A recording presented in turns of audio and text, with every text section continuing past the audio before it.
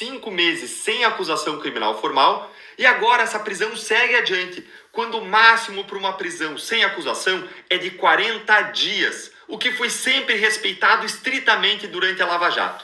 Se não existem os dois requisitos para denunciar alguém, que são prova da existência do crime e indícios de autoria, você não tem os requisitos para prender alguém, que são esses mesmos dois requisitos, prova da existência do crime mais indícios de autoria, mais um terceiro requisito, que é uma dentre 4 situações legais que mostram que a liberdade daquela pessoa durante o processo constitui um risco para a sociedade ou para a investigação, como, por exemplo, quando existem indícios concretos de que a pessoa está destruindo provas. Assim, a duração da prisão é ilegal, sem acusação criminal formal. E essa prisão ilegal, sem acusação criminal formal, mostra que ele foi preso para delatar. O retorno à prisão adiciona uma nova evidência dessa ilegalidade da prisão. Por que é que ontem não existiam os requisitos para preventiva e agora existem? O que é que mudou da noite para o dia, senão o enfraquecimento da própria delação? Contudo, gente, o enfraquecimento da delação não é requisito para preventiva. A consequência por enfraquecimento da delação é outra. É, se for o caso, a rescisão do acordo de delação. Qual que das 4 situações legais que autorizam a prisão preventiva que não estava presente ontem e que surgiu de ontem para hoje, de um dia para o outro? Mais ainda, a acusação que o Cid fez de irregularidades, ilegalidades, crimes praticados pela Polícia Federal e pelo STF pode ser considerada uma obstrução das investigações? Se assim fosse, Lula tinha que estar preso durante toda a Lava Jato.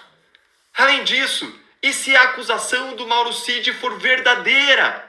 No mínimo, deve haver antes uma investigação cabal. Deve ser confirmada a falsidade da alegação do Mauro Cid contra o STF e contra a PF numa investigação por um órgão imparcial, para aí sim se cogitar que essas acusações poderiam configurar algum tipo de obstrução.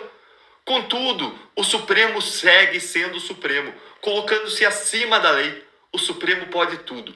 A única saída é uma CPI para investigar isso lá no Senado Federal, onde hoje a oposição começou a se movimentar com esse objetivo. Alexandre de Moraes, o ministro do STF, não gostou de ver verdades sendo expostas por Mauro Cid e confirmou aquilo que Mauro Cid disse.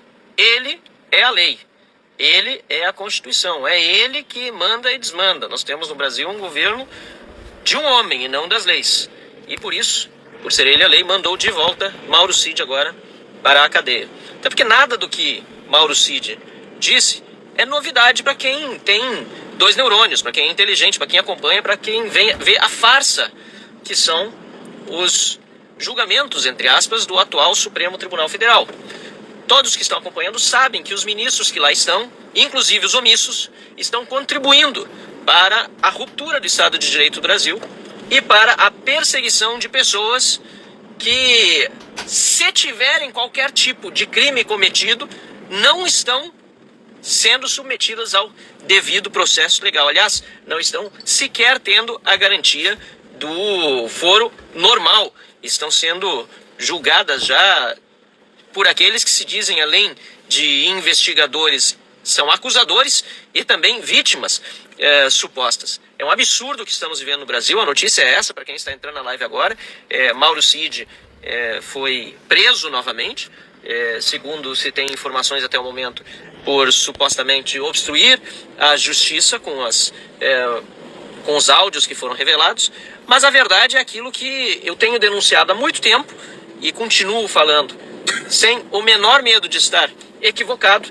O Supremo Tribunal Federal está tomando decisões ilegais. Alexandre de Moraes está exercendo um poder como ditador e o Senado nada faz. O Senado da República, que é o foro em que deveria ser tratado o impeachment de ministros que descumprem a lei, que cometem crimes, que não fazem aquilo que a Constituição diz, o Senado continua omisso. O senador Rodrigo Pacheco e os demais senadores que não tratam desse tema não estão respeitando a Constituição brasileira. É hora de a gente acordar para essa realidade, acordar aqueles que ainda não despertaram. Nós precisamos renovar de verdade o Senado, mas enquanto isso, é preciso também que na Câmara dos Deputados seja instalada a CPI do abuso de autoridade que propus.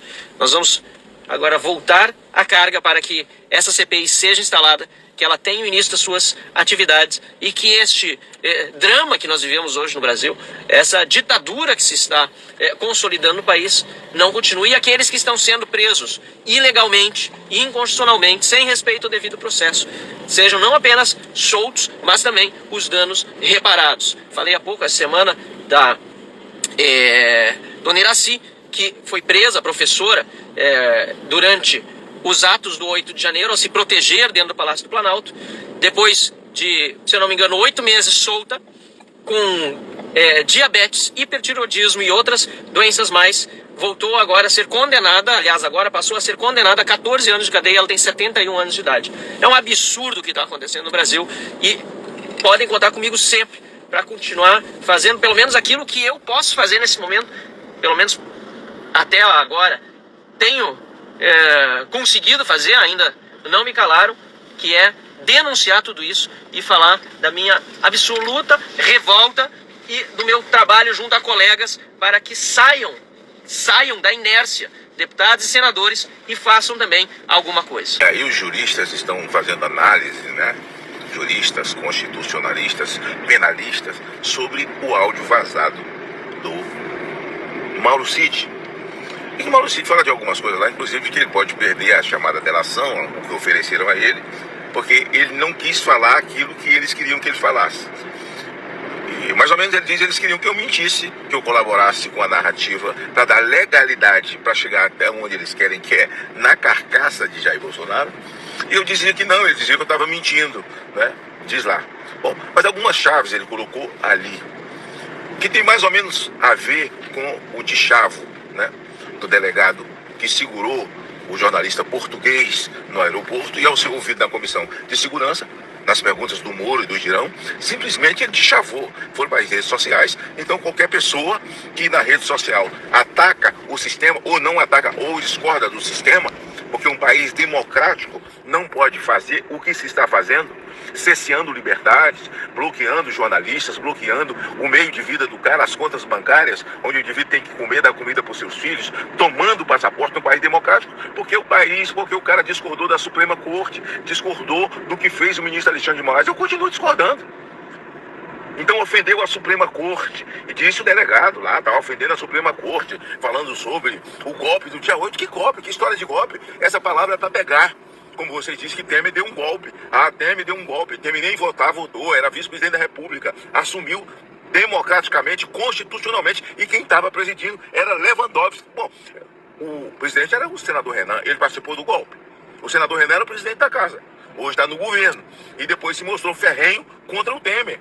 Onde é que está o golpe disso aí? Mas eles gostam dessa palavra, e dia 8, para justificar, prenderam inocentes, né? Num ato falho de um discurso do senador Randolph. Ele disse: nós prendemos só num dia mais de 1.000. Mas quem, cara pálida? Ele fazia parte do script da narrativa.